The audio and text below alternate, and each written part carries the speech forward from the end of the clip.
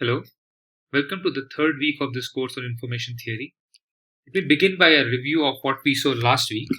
So last week, we introduced the first main concept of this course, namely that of Shannon entropy,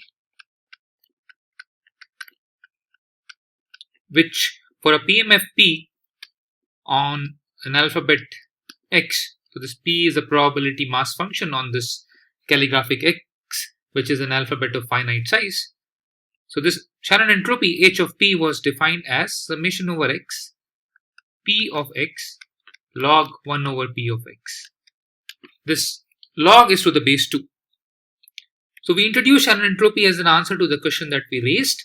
We were seeking a measure of uncertainty, and we postulated that one way to capture uncertainty in a random variable is to characterize the number of bits required to represent it. In that context, we saw various measures of how compressible a random variable is. We saw this quantity L of P, L bar of P.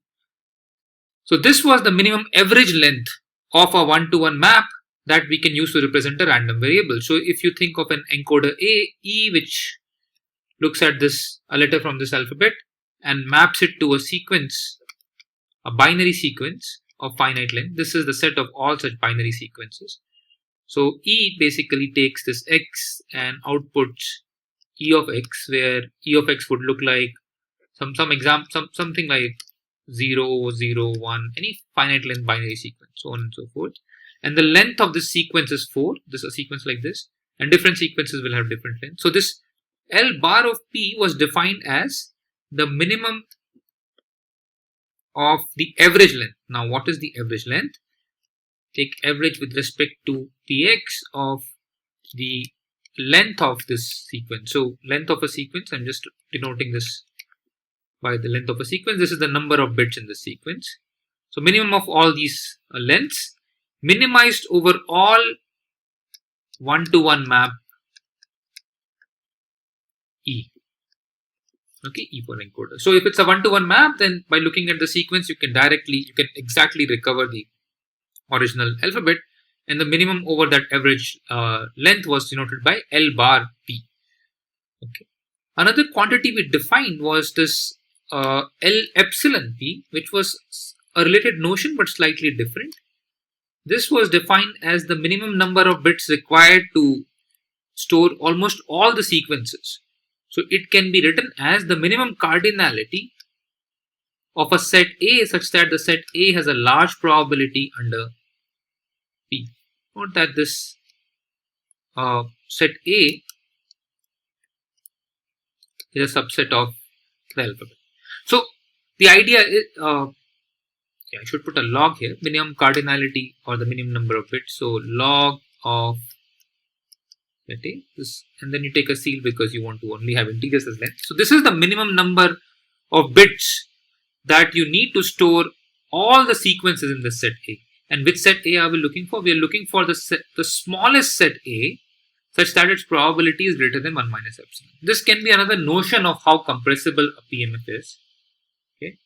And what we observed last time was that, in fact, both these quantities, I didn't give a formal proof, I just gave a analysis, just a sort of a heuristic argument, but it was convincing, I hope, that both these quantities are roughly similar, modulo this dependence on epsilon, and they are roughly similar to H of P. That's how H of P came in. Actually, we gave a formal lemma which gave a bound for this epsilon, L epsilon P. It gave a method for finding this set A. It just said look for all the sequences A for which log 1 by Px, okay, is not too large. So these sequences are at least sufficiently likely. So all those sequences, if you retain, then this set, if it has large probability, the set of all these sequences, then you can just retain these sequences, and the number of sequences in this set cannot be more than 2 to the power lambda. Okay, so we use this to relate L epsilon P to H of P. So this is something that we will see later in the course and formalize, but the upshot here is that the number of bits to which a sequence can be compressed is related to the entropy of the so the number of bits to which a random variable can be compressed is related to the entropy of that random variable, and this is one operational meaning of the meaning of entropy. That's how we introduce entropy. Towards the end, we also talked about random hashing, and that's another concept that we'll be able to use later in the course.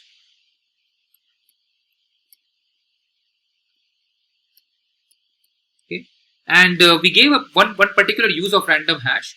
We showed that a random hash, we defined a random hash as what is sometimes called a collision resistance hash, and what we showed was that a random hash of appropriate length, for a random hash of appropriate length, it will be very unlikely that two different sequences get mapped to the same value.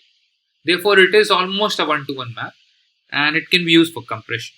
Okay, so we introduced compression, we related entropy to it. That's where we were last week.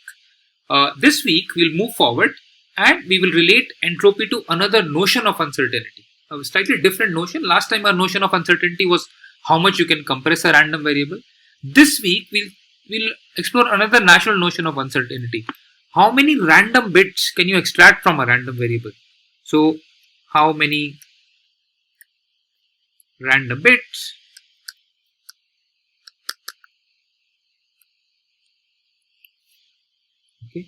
can you extract from a random variable?